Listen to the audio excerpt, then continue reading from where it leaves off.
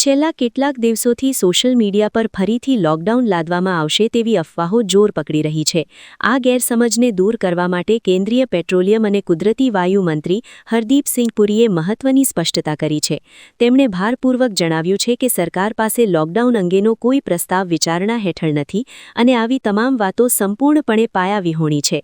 હરદીપ પુરીએ social media post દ્વારા નાગરિકોને શાંતિ જાળવવા અને જવાબદાર રહેવાની વિનંતી કરી છે.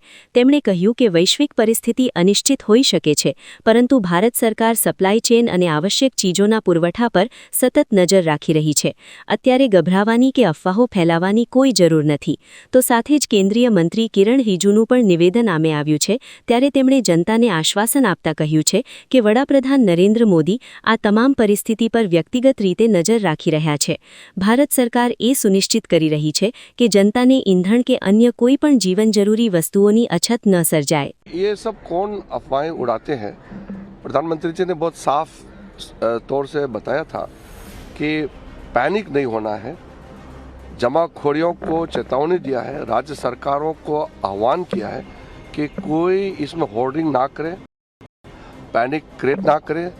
भारत सरकार पूरी तरह से स्थिति का नियंत्रण में पूरा रखा हुआ है. આંતરરાષ્ટ્રીય બજારમાં ક્રૂડ ઓઇલના ભાવમાં થયેલા તોતિંગ વધારાના કારણે વિશ્વભરમાં ઊર્જા સંકટ ઊભું થયું છે. છેલ્લા એક મહિનામાં તેલના ભાવ $70 પ્રતિ બેરલથી વધીને સીધા $122 પ્રતિ બેરલ સુધી પહોંચી ગયા છે.